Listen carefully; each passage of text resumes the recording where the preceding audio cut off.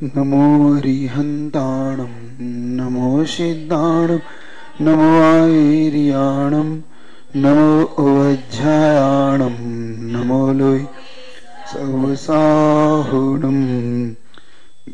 बोले पंचपरमेष्ठी भगवान की, गुरु विद्यासागर जी महाराज की।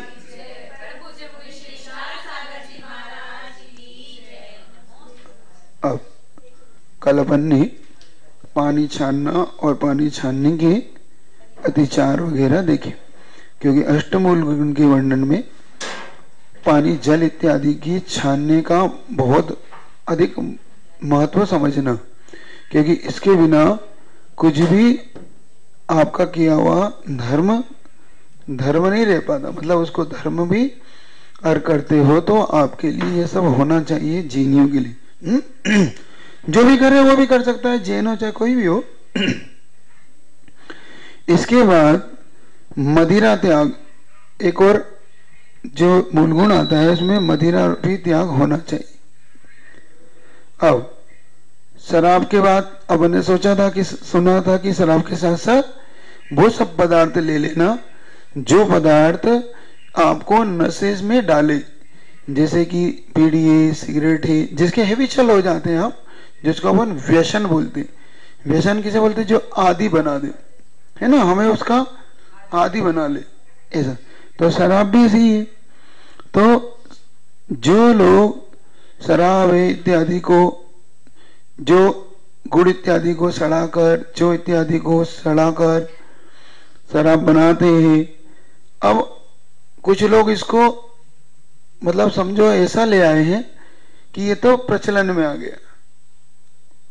यहाँ पे फिर भी है, जितना होगा पता नहीं, लेकिन दिल्ली तरफ चले जाओ, बड़े शहरों में चले जाओ, बॉम्बे चले जाओ, कलकत्ता चले जाओ, तो इन शहरों में तो ये मान लो कि एक प्रोफेशनल मतलब ऐसा हो गया कि ये तो हमारा मतलब हमारे लिए तो होना ही चाहिए, वरना बैकवर्ड कहलाते हो।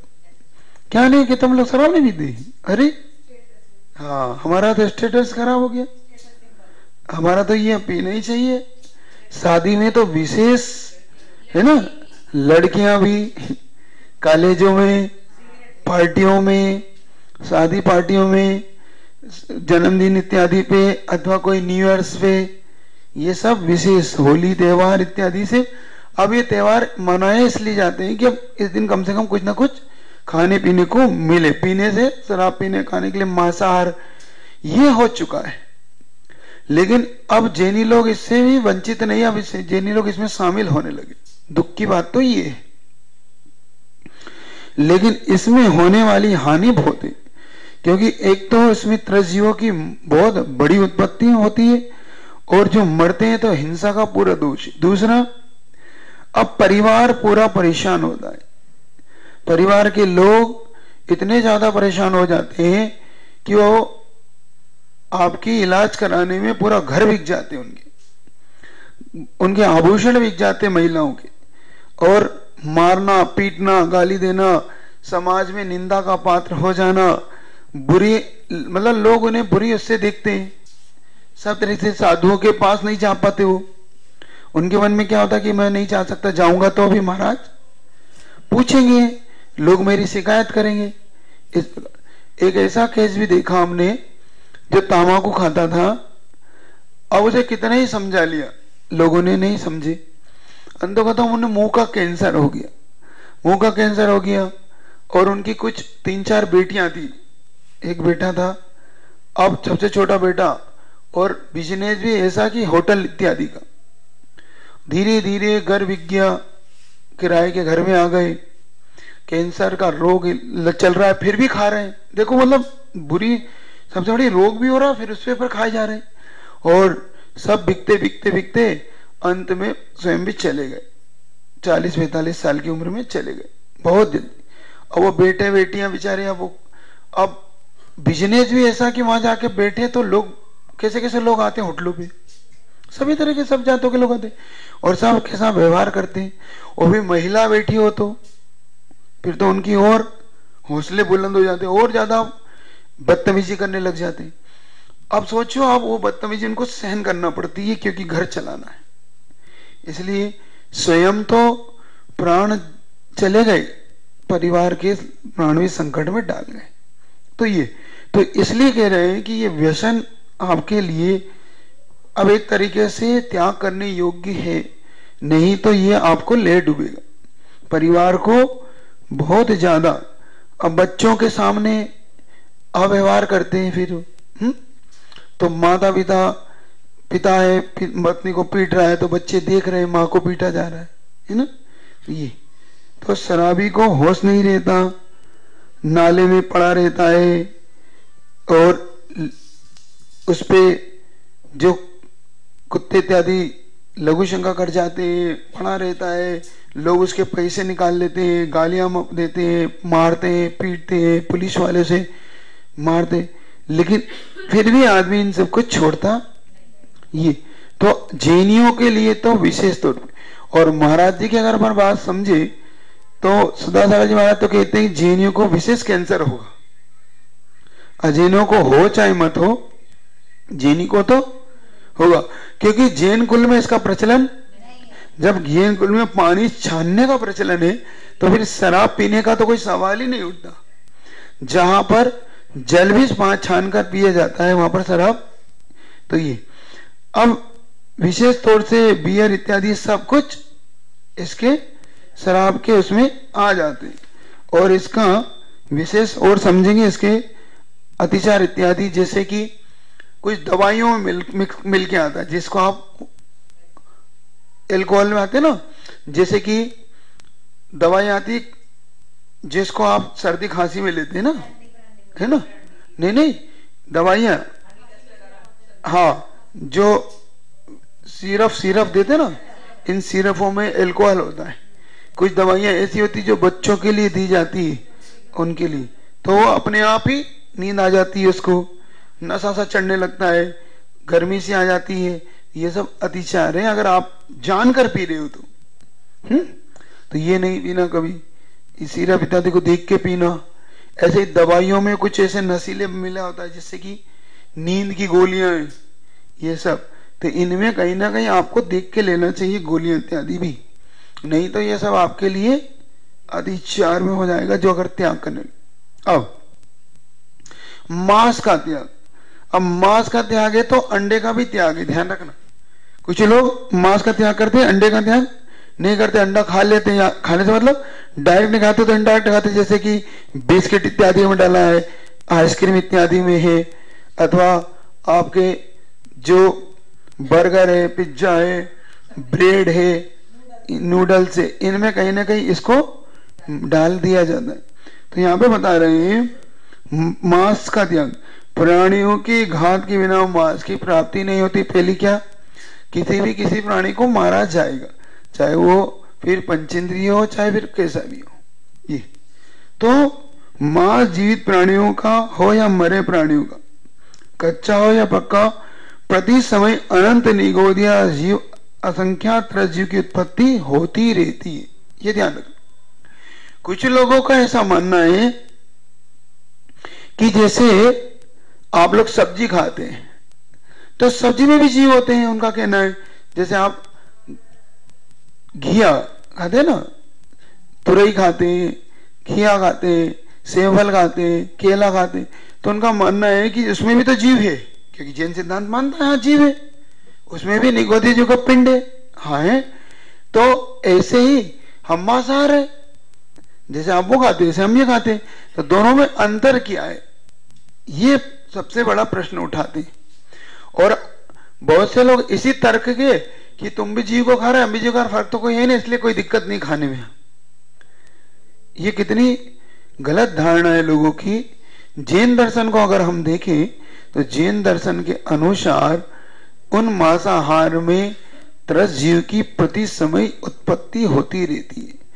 पक्के व आमेश हुआ, मतलब कच्चा हो चाहे पक्का मांस हो, जो लोग पका लेते हैं ना उसको बना लेते हैं कुछ, तो वो मांस में भी प्रति समय निगोदिया जीव और अनंत त्रस का एक जीव की उत्पत्ति होती। जबकि सब्जी में ऐसा नहीं होता, सब्जी को एक बार पका लिया तो वो अचित्त हो गई। मांस कभी भी अचित्त नहीं हो सकता, मांस की डली में हमेशा, तो मांस कभी भी अचित्त नहीं है। मांस हमेशा सचित्त है। जिन लोगों की, पढ़े लिखे लोगों की जो धारणा है कि मांस अचित्त है, जैसे आप सब्जी खाते तो उन्हें धारणा बदल लेना चाहिए, क्योंकि मांस और सब्जी एक नहीं हो सकता। दूसरी बात, मांस 2 इंद्रिय से शुरू होता है, सब्जी 1 इंद्रिय ही रहती है। हरी सब्जियां जितनी भी हो कितनी है, उनमें 2 इंद्रिय नहीं हो सकते, है ना। तो मांस में 2 इंद्रिय से लेके पंच इंद्रिय तक, संगी पंच इंद्रिय तक का मांसाहार में, उसमें सब में ही तरसजीव की उत्पत्ति होती। 1 इंद्रिय में तरसजीव की उत्पत्ति इसमें सब्जियों में, हरी में नहीं होती। सिर्फ जो जमी कंद है उनको थोड़ा छोड़ दो तो जमी कंद होती है, तो जैनी जमी कंद से बचता है, और नहीं बचता है तो बचना चाहिए। जो जैनी लोग जमी कंद से नहीं बचते उन्हें बचना चाहिए कि हाँ जमी कंद नहीं खाना, लेकिन जो खाते हैं तो उन्हें भी समझना चाहिए। इस प्रकार से जो मांस खाते हैं उनके लिए मांसाहार कभी भी जैनियों के लिए भक्ष्य नहीं हो सकता। तो ये जो तर्क दिया जाता है कि मांसाहार और सब्जियां एक है, ये गलत तर्क है, इसको आप ध्यान रखना। दूसरा, जो लोग अंडे को मांसाहार नहीं मानते, कुछ लोग शाकाहारी मानते हैं, उन्हें भी एक बात का ध्यान रखना चाहिए कि अंडा कभी शाकाहारी नहीं हो सकता। अब कुछ लोग कहते हैं आजकल जैसे खेती होती है वैसे अंडों की खेती होती है। जैसे आपके यहाँ खेती होती है सब्जियों की, कैसे खेती होती है कि इंजेक्शन लगा के उन अंडों को लिया जाता है, उसमें जीव नहीं होते। उनका तर्क क्या है कि इसमें जीव नहीं होते। जीव तो उनमें होते हैं जो मुर्गी अपने उससे गर्भ से देती है, मतलब, और जब उसको सेती है ना, तब उसमें बच्चा आता है। ये गलत तर्क है, एक बार ध्यान रखना। उस अंडे को भले ही आपने इंजेक्शन से करके आपने बाहर लाया, लेकिन कम से कम उसमें जब उसकी उत्पत्ति हुई है वो कहाँ हुई है, जैसे खेत में होती है ऐसे हुई है, मिट्टी के अंदर हुई है। पंचेंद्री उस मुर्गी के अंदर हुई, फिर उसका द्वार जो निकलने का वो भी मल द्वार है जहां से अंडा प्राप्त होता है। तो आपको सोचो ऐसी चीजें खाने भक्ष्य की योग कैसे हो सकती है। आप शाकाहारी कह रहे हो, उसे शाकाहारी हो कैसे सकती है। उसके अंदर भी असंख्यात जीवों का कलेवर रहता है, चाहे उसमें से संतान उत्पत्ति मत भी हो, है ना, संतान उत्पत्ति मत हो, तो इसका मतलब ये नहीं कि अंडा शाकाहारी। अब कुछ सरकार ने भी इसको शाकाहारी घोषित कर रखा, तो इसलिए अंडा जैनियों को समझना चाहिए। जैन दर्शन के अनुसार अंडा कभी भी शाकाहारी नहीं हो सकता। आजकल तो प्रचलन हो गया, छोटे छोटे बच्चे भी दुकानों में जाके आमलेट वगैरह खाते, अंडों को ले ले खाते। क्यों? पहली धारणा ये है कि इससे शक्ति आती है। ये बहुत बड़ी धारणा बन गई लोगों की कि अगर बलवान बनना है, तुम्हें रोगों को दूर करना है, तो ये अंडे खाओ। स्कूलों में बताते हैं, आजकल स्कूलों में, सरकारी स्कूलों में इनको दोपहर के भोजन में देने लगे। अभी मध्य प्रदेश के अंदर आचार्य श्री के आशीर्वाद से बंद किया गया। बीच में सरकार ने शुरू कर दिया था, फिर आचार्य श्री ने उन्हें समझाया कि नहीं, इसकी जगह आप दूध दें या और कुछ दें, फल फूल दें, लेकिन ये अंडा ना दे, तब बंद हुआ।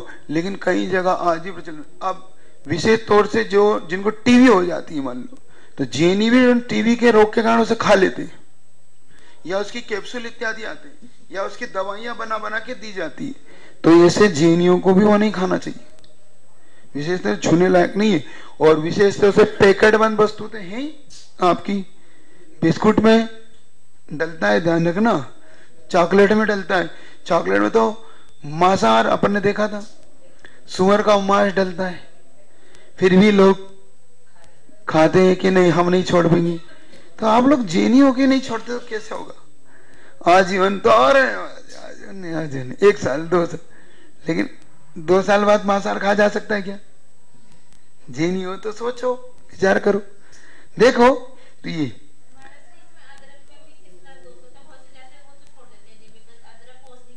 अब अदरक की जगह सौंठ ली जा सकती है। देखो अदरक और सौंठ में अंतर है। अब कुछ लोग ये भी तर्क देते हैं कि आप हल्दी सुखा के खाते हो, हम आलू सुखा के खाते हैं। ये तर्क भी बहुत कुतर्क है, ये तर्क भी ठीक नहीं, ध्यान रखना। जैसे आलू को चिप्स बना लिया, सुखा लिया, मतलब आलू चिप्स बन गई, नहीं, ये गलत बात है। हल्दी, सौंठ ये ऐसी चीजें जो सिर्फ स्वास्थ्य की दृष्टि से ली जाती, और मात्रा कितनी होती है? 1-2 चुटकियां।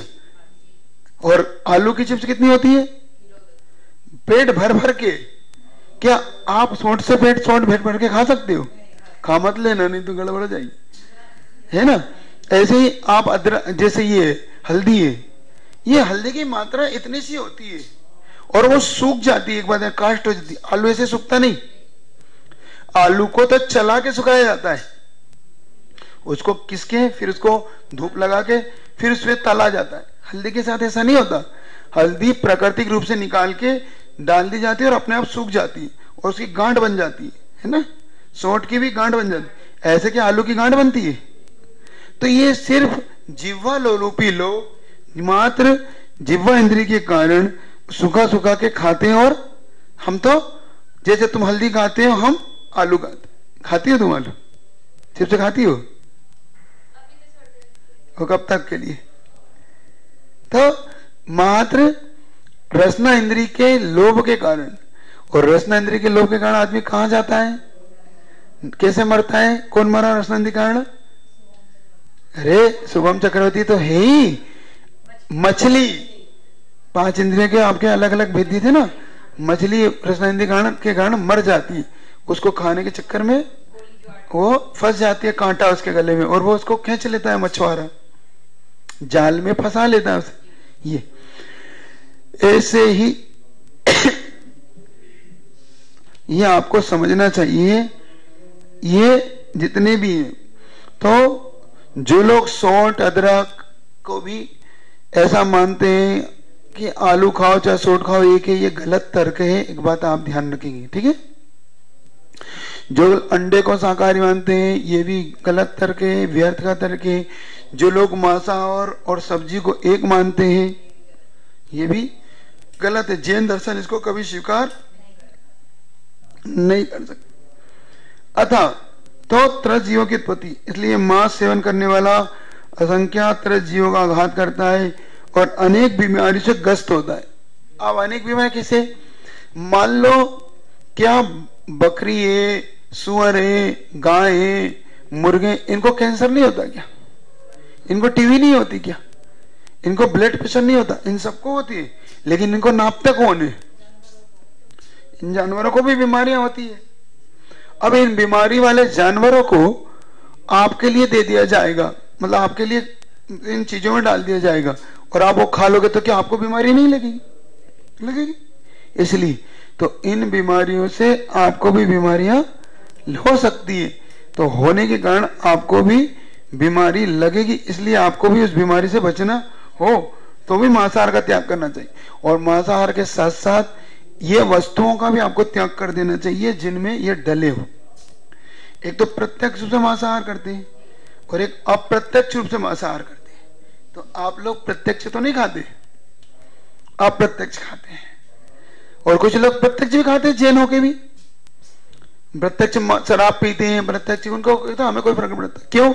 क्योंकि हमारे पास सब पैसा है, क्या फर्क पड़ता है। ये उनकी धारणा ऐसी, तो ये धारणा नहीं बनाना। अब केक है, अब देखो और कुछ किसी में मांसाहार डलता है, अब केक में अंडा डलता है, क्योंकि अंडे के बिना उसमें स्पंज नहीं बनता। स्पंज जो बोलते हैं ना आप, वो, और सबसे ज्यादा मजा आनंद उसी का आता है खाने में जब वो सॉफ्ट नहीं हो। एगलेस केक, एक बात ध्यान रखो, कौन सी बेकरी में बनता पहले ये देखो। जैन बेकरियों में भी अगर वो जैन समझदार है तो ही बन सकता है, फिर वैसा टेस्ट नहीं आ सकता, वैसा उसका स्पंज नहीं आ सकता, पहली बात। दूसरी बात, अगर वो जैनी मान लो उसको केमिकल के नाम से ला रहा है बाजार से खरीद के, उसे पता नहीं, क्योंकि अंडा सिर्फ एक फॉर्म में नहीं आता, अंडा 2-3 फॉर्म में आता है। पाउडर फॉर्म में भी आता है और अंडा लिक्विड फॉर्म में भी आता है, और अंडा अंडा आता ही है। तो जो उसकी जर्दी होती है ऊपर की, जर्दी को सुखा दिया जाता है, सुखा के उसका पाउडर बना दिया जाता है, और उस पाउडर को फिर पैकेट में बंद करके आपको केमिकल के नाम पे दिया जाता है। ये तो केमिकल है, इससे आपका काम हो जाएगा। तो क्या वो केमिकल अंडा नहीं है? ये आप देखो तो, अब वो केमिकल, अब आप जैन बेकरी में जाके एक लेस दे दो, अगर वो जैन बेकरी वाला अगर सही तरीके से बना रहा फिर तो कोई दिक्कत नहीं, लेकिन अगर वो जैन बेकरी वाला भी बिना जाने ही मात्र हम तो इसमें केमिकल डाल रहे हैं तो इससे बन रहा है, तो उसकी भी गलती है। एक अजीनोमोटो डालता है वो। अब अजीनोमोटो क्या है? पूरा मांसाहार है। अब चाइनीज नमक के नाम से आप खाते रहते हैं। समुद्री जीव जंतुओं का सीधा सीधा उससे संपर्क है। आप देखो ना यूट्यूब पे, गूगल पे खोल लो, अजीनोमोटो डालो, चाइनीज नमक, अभी आपको बाहर आ जाएगा उसके कंटेंट क्या क्या है। ये तो सबसे बड़ी बात ये है, और सरकार भी इसको छुपा जाती है आपसे। एक चीज हमने पढ़ी थी कि सरकार किन किन चीज को मांसाहार में नहीं गिनती। देखो, अंडे को, उसके सींग को, जैसे पशु के सींग होते ना, उसके बाल को, इन चीजों को मांसाहार में नहीं गिनती। अगर डले जाते हैं तो इनको मांसाहार में नहीं गिनती। वो मांसाहार किसको मानती है? हड्डी को भी मांसाहार नहीं मानती। मांसाहार मानती है जिसको बोलते हैं अपन मांस, अंदर की वो होते है ना, चर्बी को। अब उसके अलावा किसी चीज को, उनके अन्य पार्टों को मांस नहीं मानती, नाखूनों को मांस नहीं मानती वो। हाँ, इसके अब वो सोचिए वो मांस ही नहीं मानती तो आपको मांसाहार में कैसे गिने? शाकाहार का लेवल लगा देती है। इन चीजों पे जो रेड ग्रीन चिन्ह लग जाता है, रेड में तो आप समझ जाते हैं मांसाहार है, लेकिन ग्रीन चिन्ह में आप समझते हैं कि ग्रीन चिन्ह है इसलिए कोई दिक्कत नहीं, लेकिन ग्रीन चिन्ह की स्थिति बहुत खराब है। एक तो इसमें रिश्वत इत्यादि दे के, अभी मैगी पे कितना हंगामा मचा था, फिर हुई बाद में। अब वो कैसे, भगवान ही मालिक ही, वो कैसे शुरू हुई फिर से। पहले तो पूरे भारत में बंद कर दी गई, बाद में अचानक वो शुद्ध हो गई, मतलब गंगा नहा ली वो मैगी। अब उसके पैकेट को गंगा में डाल के निकाल लिया, अब शुद्ध हो गई। मतलब जो सीधा फंडा वही है कि जो जिधर दम उधर हम, मतलब जो इस पार्टी में शामिल हो गए गंगा नहा लिया। जैसे सरकार होती है ना जिनकी, अब जिनकी सरकार हो और अगर विपक्षी हो तो विपक्ष वाला तो बुरा है जब तक विपक्ष में, और जैसे इनके पक्ष में आ गया वो गंगा नहा लिया, अब तो बिल्कुल शुद्ध है। फिर वो पार्टी वाले इसके बारे में एक शब्द नहीं बोलते ना कि ये बिल्कुल गंगा नहाया है, ये बिल्कुल अब पवित्र है एकदम, क्योंकि इनकी पार्टी में आ गया तो पवित्र हो गया वो। उस पार्टी में था तो ये अपवित्र था। ऐसे ही है, जब तक उसने नहीं दिया इनको तो अरे ये गलत है, और जैसे देते हैं ये बिल्कुल शुद्ध चीज हो गई। ये स्थितियां हैं भारत देश की, तो इन पे अपने को चिंतन करके कम से कम अब दुनिया नहीं बचे तो हमें तो बचना, ये ध्यान। तो केक है, नूडल है, बर्गर है, चीज वही पनीर जिसका बोलते हैं। अब ये चीज बनता कैसे है? अब चीज में जो एक रेनेट नाम का पदार्थ डलता है, रेनेट, क्योंकि वो रेनेट की एक सीसी 1000 लीटर दूध को फाड़ने में काम आती है, क्योंकि चीज फाड़ के बनता है, दूध को फाड़ के बनता है। अब वो रेनेट कैसे डलता है?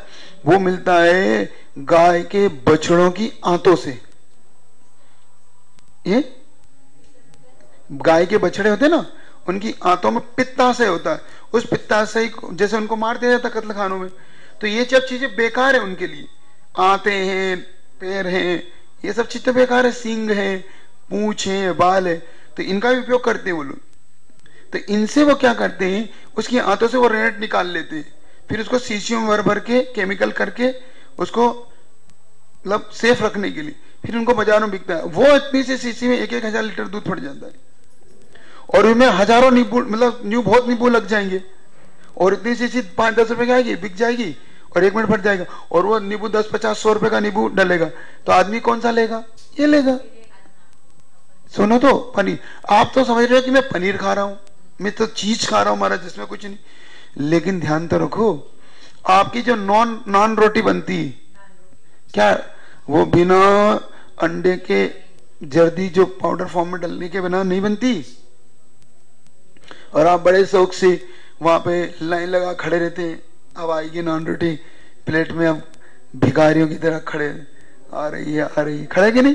पार्टी में नहीं खड़े होते। एक किसी व्यक्ति ने कहा करोड़पति को भी देखना हो तो नॉन रोटी की लाइन में देखो, करोड़पति भी लगा हुआ है, प्लेट लेके खड़ा हुआ है। सबसे बड़ा भिखारी है तो वो है, देखो वो खड़ा। करोड़पति भी मिलता है इस नॉन रोटी की लाइन पे, मिलता है कि नहीं मिलता? दे दे भैया, और नहीं देता तो हाँ तुम महिलाओं को तो दे रहा, हमें नहीं दे रहा। देखो कैसे करता है वो, करता है ना। एक वीडियो आई थी किसी की, हमने देखी थी, उसमें वो यही बोल रहा है कि किसी को करोड़पति को भिखारी बनते देखना हो तो उसे उस स्टॉल पे देखो, पार्टियों में शादियों में नॉन रोटी के स्टॉल पे मिलता है वो, रोटी मांगता हुआ। नहीं मांगता, मिलता, देखना। अब शादी पार्टी में जाओ तो देखना तुम लोग, है ना, वहां पे तुम्हारी भी स्थिति पता पड़ेगी। तो ये सब जो बनती है ये सब। अब तो केक भी नूडल, अब नूडल तो अपन जानते हैं, मैगी जिनको आप बोलते हैं, सब शुद्ध मांसाहारी। एक तो इनको बनाने के लिए जो पदार्थ डाला जाता है, एक तो पिग फैट डाला जाता है 631 जिसका नंबर है ना, कोड नंबर, क्योंकि ईएनएस नंबर चलता है, एग्रीगेंट सिस्टम नंबर। ये आप पूरे ऑल इंडिया, पूरे विश्व में हो गया, पूरे वर्ल्ड में, ऑल वर्ल्ड में हो गया ये सिस्टम। अब कंटेंट नहीं लिखते, एक बता रखना, अब कंटेंट नहीं लिखे जाते, अब नंबर डाल दिए जाते हैं। 471, 101, 102, 103, 471, 631 ये डलते। ये सब इतने डल चुके हैं तो इनसे क्या आपको पकड़ ही नहीं पाते आप। अच्छा, इनका सोर्स जो है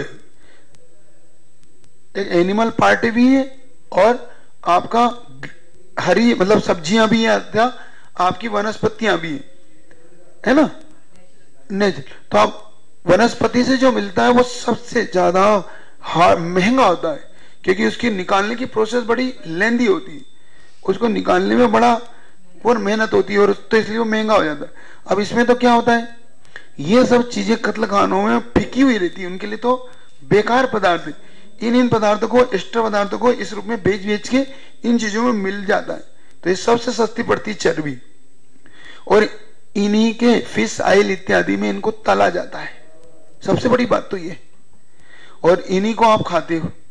ये तो नूडल है, बर्गर आप जानते हैं हालत क्या है इसकी? कौन कौन सी कंपनी के आते हैं बर्गर? मैकडोनल्ड है, नरे बहुत आ गए अब तो कंपनियां।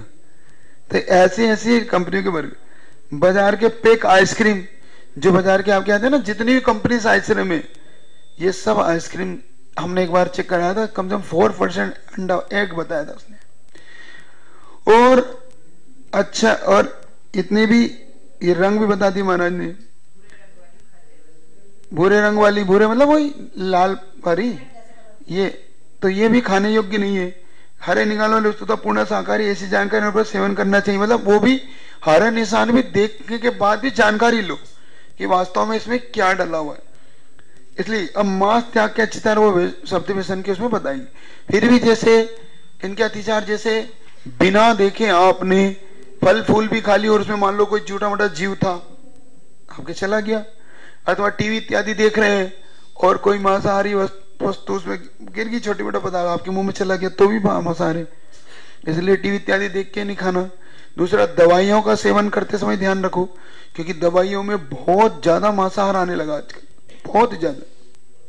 बहुत ज्यादा उसमें मांस, मतलब इन चीजों का, क्योंकि शक्तिवर्धक के नाम पर, इम्यूनिटी बढ़ाने के नाम पर ये चीजें इतनी ज्यादा आने लगी कि हर कोई इनका सेवन करने लगा।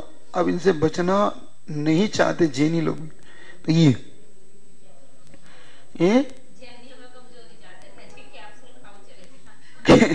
लेकिन ध्यान रखो, खाओ चले जाओ तो ठीक है जैनियो, लेकिन अगर मेहनती हो ना तो जिनकी जरूरत नहीं है, थोड़ा मेहनत नहीं करता, तो सेठ जी दुकान पे गए और रात को निकले, सुबह पहुंचे तो सुबह में खाते खाते दिन बिता दिया और रात को निकले गिरा के सो गए। अब कहां से मेहनत होगी, तो कैसे ताकत आएगी, मतलब कैसे शरीर व्यवस्थित होगा। अच्छा, जरा से बीमार पड़े और डॉक्टर के यहाँ जाके भर्ती हो गई। आप थोड़ा सा सहन भी तो नहीं करते जैनी, जो बनिए कहलाते ना, बनिए जैनी जितने भी ये सब है, ये सब सहनशीलता नहीं है इनके अंदर। सहन मतलब ना ठंड सहन करेंगे ना गर्मी। अब ठंड आई तो हीटर चलाते फिरेंगे, गर्मी आई ऐसी चलाते फिरेंगे, मतलब सहन नहीं करते। और बच्चों को तो और ऐसा बना दिया, बिल्कुल ही ऐसे, जरा सा भी कुछ होता है और जरा से में वो मुरझा मुरझा के गिर गिर पड़ते, ये सब। जबकि आपको बच्चों को वो बनाना चाहिए कि इतनी जल्दी एकदम एसी मत चलाओ, बहुत ज्यादा आप अब सहन से बाहर तब एसी का प्रयोग करो। आप करते वैसे करना नहीं जेएनयू के लिए, फिर भी आप करते हो तो कह रहा हूं मैं, तो मैं इसलिए नहीं कह रहा हूं कि मैं सपोर्टर हूं इसका, ना पंखे का ही सपोर्टर नहीं। बहुत ज्यादा तकलीफ, पहले एक बार तकलीफ उठाओ तो। आचार्य स्वयं कह रहे हैं अदुख भावितम ज्ञानम चीयते दुख सन्निधो, जो बिना दुख के ज्ञान प्राप्त किया जाता है वो दुख आने पर नष्ट हो जाता है। इसको आप देखो ये। तो अब आ रहा है रात्रि भोजन त्याग। अब रात्रि भोजन तो इतना कठिन हो गया जेएनयू का, तो पहले जितने जेनी थे मतलब शाम होते ही उनके यहाँ चूल्हों में पानी डल जाए, मतलब बंद हो जाती थी। बहुत मुश्किल से बच्चों के लिए कोई दूध पानी इत्यादि मिलता था, भोजन नहीं मिलता था उसमें, दूध पानी। अब तो जेएनयू का गैस 12 बजे से पहले बंद ही नहीं होता। रात के कोई 10 बजे आ रहा है कि दुकान से आ रहा है, कोई कहां से आ रहा है, और आते ही चालू सबसे पहले भोजन, और खा खा के सो गई। तो आज स्वास्थ्य भी खराब कर रही। पहले एक बात ध्यान रखना था कि पहले अध्ययनों में भी प्रचलन था कि जैनी लोग रात्रि भोजन नहीं करते, इसलिए वहां पर उनके लिए नौकरी में भी छूट दे दी जाती कि आप चले जाओ भैया भोजन कर लो, आप फिर आपका भोजन नहीं होगा। यहां तक कि राजा लोगों के यहाँ भी जो कर्मचारी होते थे जैन, मतलब कोई मंत्री है, कोई कोषाध्यक्ष है, कोई और कुछ है, तो उस जैनी को विशेष छूट थी। शाम होते ही वो घर निकल जाता था भोजन करने कि आप चले जाओ, आपकी छुट्टी 2 घंटे पहले हो गई, जाओ। सोचो क्यों? क्योंकि उस समय जैनी रात्रि में नहीं खाता, और अब तो हमें सब चलता। तो बता रहे सूर्यास्त होने पर अनेक जीव के उत्पन्न होने लगते हैं, यदि रात्रि भोजन करते तो इन जीवों का घात होता है। अब आजकल ये आ गया कि अब तो लाइट का जमाना है महाराज जी। क्या तर्क दिया जाता है? तर्क ये दिया जाता है कि अब तो लाइट का जमाना है, इसलिए पहले जब अंधेरा होता था चिमनी दीपक है इनमें खाने से जीव गिरते थे, अब लाइटों में जीव नहीं गिरते। ऐसा तर्क देके अब रात में खाना कोई दिक्कत नहीं है। लेकिन ध्यान रखो उसमें सबसे बड़ी बात है कि सूर्य के अंदर जो अल्ट्रावायलेट किरणें होती है, इन किरणों के कारण जीव की उत्पत्ति नहीं होती। और अब ये साइंस भी मानने लगा, साइंस ने भी इसको स्वीकार कर लिया कि किरणें जितनी भी हैं इन किरणों से ही जीव की उत्पत्ति नहीं होती। और जैसे ही सूर्यास्त होता है वैसे ही छोटे छोटे जीव की उत्पत्ति। आप देख लेना, जैसे ही दिन अस्त होगा वैसे ही मच्छर इत्यादि की उत्पत्ति आपके लाइट में होने लगे। दिन में भी लाइट जलाओ तो नहीं होती, देखना आप देखो भले सूर्य नहीं है, आपका सूर्य भले ठंड के कारण नहीं है, लेकिन फिर भी आपके मच्छर की उत्पत्ति तो नहीं है ना। और जैसे सूर्यास्त होते फिर कैसे हो जाता है? इसका मतलब उसकी किरणों का प्रभाव आपके वातावरण में पड़ रहा है। तो उन किरणों का प्रभाव वातावरण में है, आप स्वीकार करो चाहे मत करो। तो जो लोग ये तर्क देते हैं कि लाइट आ गई, उन्हें भी समझना चाहिए कि लाइट से यहां कोई मतलब नहीं है, यहां मतलब है सूर्य के प्रकाश से, सूर्य की किरणों में जो प्रभाव है उस प्रभाव के कारण ही मच्छर उत्पन्न नहीं होते, जीव उत्पन्न नहीं।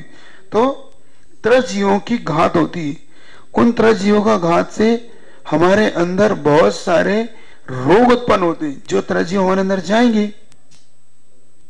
और सबसे बड़ी बात है हमारा पाचन तंत्र, सबसे ज्यादा पेट की गड़बड़ी इसी कारण से होती, क्योंकि खा लेते हैं।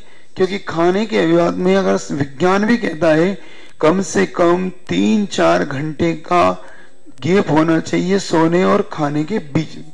और भोजन कर लिया है आपने तो 4 घंटे आप ना सोए। और आप पहले बिल्कुल था 5 से 6 के बीच में भोजन हो जाता था और 10 के आसपास सोता था, 4 घंटे अपने आप हो जाते थे पहले व्यक्ति के। तो उन 4 घंटे के कारण भोजन अपनी पांतों में पच के बाहर आ जाता था, अपना व्यवस्थित हो जाता था।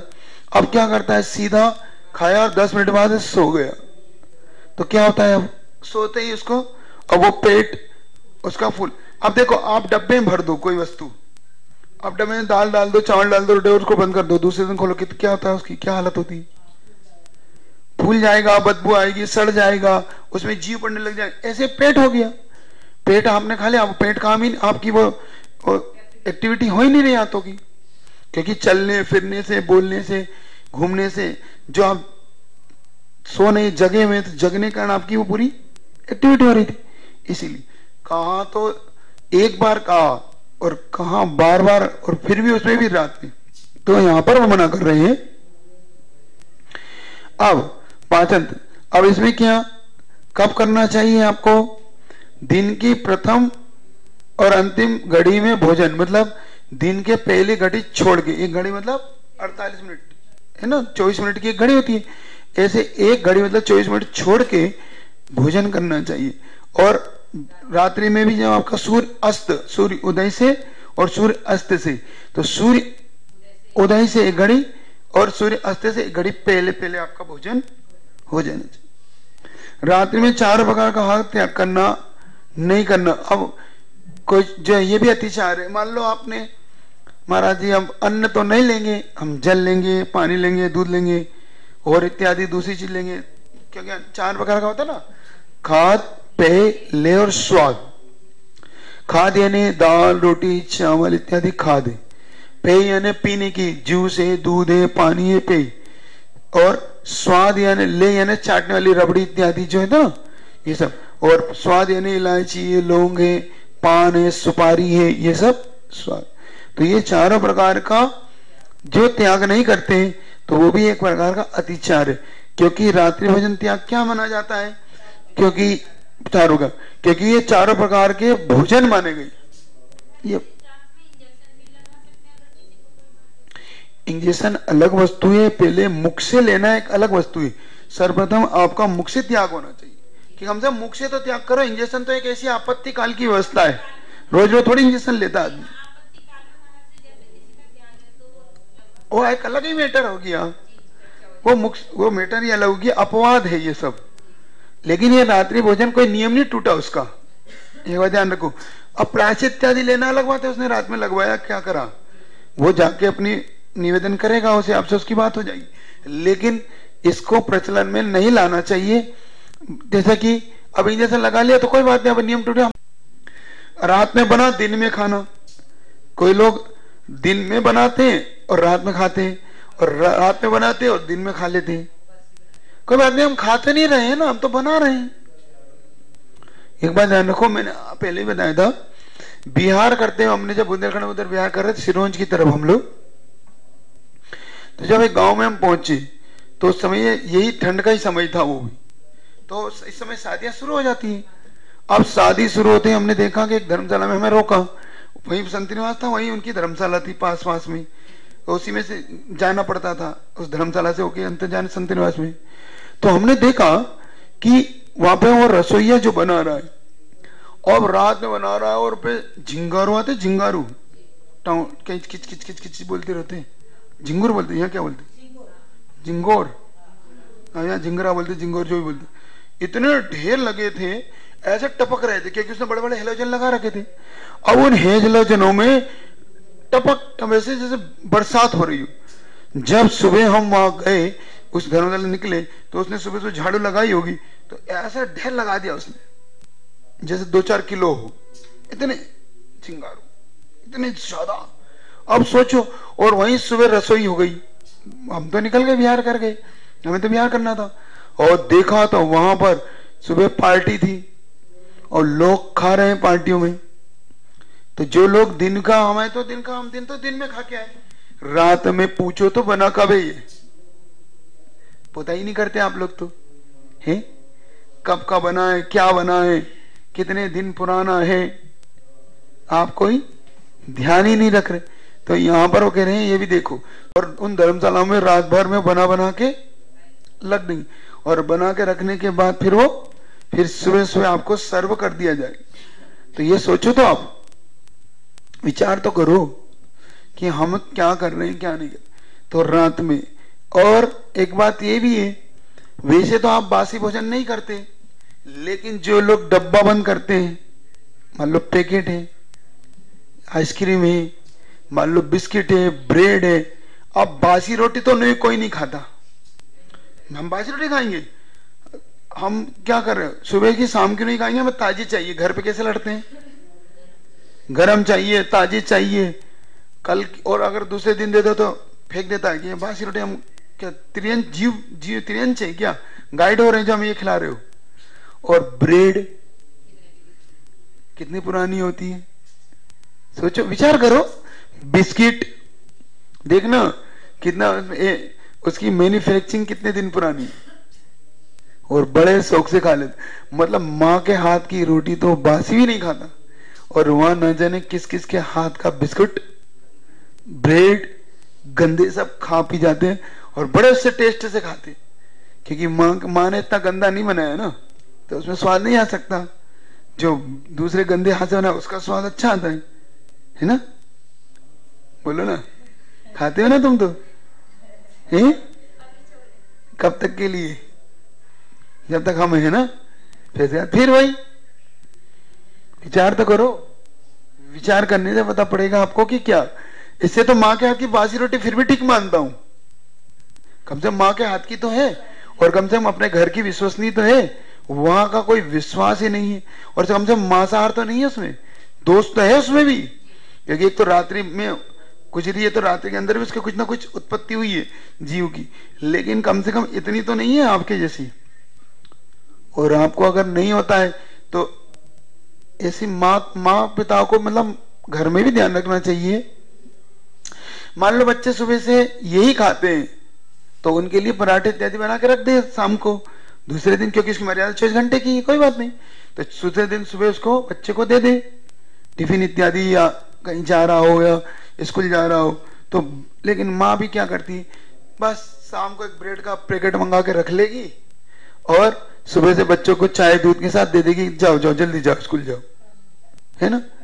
हाँ, उनकी मेहनत कौन करे, बस एक दूध को भी गर्म करने में भी उनको ऐसा लगता है कि हे भगवान ये क्या हो रहा है, उसको भी दूध क्या तुम ही गर्म कर लो, या नौकरों के दूध गर्म करके दे दो। मतलब वो स्वयं नहीं दे सकते बच्चे, नौकरों के हाथ से दिलवाते फिरेंगे। तो यहाँ पर ये मांसाहार का दोष है, ये भी रात्रि भोजन का दोष है। तो रात्रि में भोजन बना हुआ दिन में करना, अथवा दिन का भोजन अंधकार में करना। कुछ लोग ये भी करते हैं, मान लो सूर्य अस्त 5:30 का है, तो 5:25 बैठेंगे वो भोजन के, 5:25 बैठेंगे, और फिर कहना हम तो सूर्य अस्त भी हम तो पहले बैठ गए थे। बिल्कुल 1 मिनट पहले बैठेगा, है? हाँ बोलो, सही बात। तो 2 मिनट पहले से कितनी देर तक खाइए तो बताओ, 2 मिनट में कोई खा रहा है क्या? ऐसा 2 मिनट थोड़ी खाना चाहिए, ऐसे तो उल्टा हो रहा है, स्वास्थ्य और खराब होगा आपका। ऐसा करने से तो खच खच का ऐसा मतलब तो भर से रहे हो, गाय नहीं भर लेती, फिर बाद में जुगाली कर तुम जुगाली थोड़ी करोगे। गाय तो क्या करती है, गाय पहले पूरा पेट में भर लेती खटा चारा, फिर बाद में निकाल के मुंह से चबा चबा खाती है, इसको बोलते जुगाली। यहाँ पे उसके वो होता है ना, थैली होती है, उस थैली में डाल लेती है, फिर उसमें से निकाल के खाती रहती है ना। बंदर नहीं होता, बंदर यहाँ से भर लेंगे, बंदर है, गाय है, भैंस है, बैल है।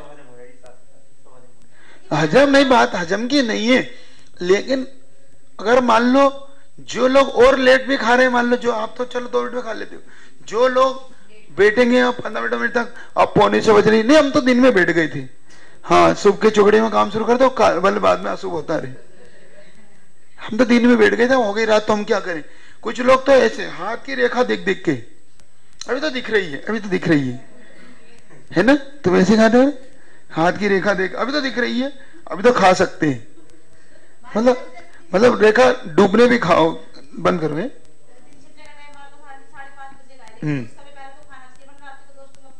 1 घड़ी पहले के तो 24 मिनट पहले तो कह रहे हैं, वो कह रहे हैं कि अगर दिन छिपने का 5:30 है तो 5:05 तक आपका 5:10 तक पूरा हो जाना चाहिए। आप फिर उसके बाद 20 मिनट किस लिए, 20 मिनट आपके बर्तन इत्यादि को व्यवस्थित करने के लिए कि रात में बर्तन भी ना मांजना पड़े। ये आचार्यों की ये तो देखो विचारधारा, उन्होंने क्यों रखा है आपके लिए समय कि 24 मिनट पहले आप झूठन बर्तन को व्यवस्थित कर दो, क्योंकि उसमें भी रात्रि होते ही जीव पड़ने लग जाएंगे, उस झूठन में भी वो फिर मांजोगे।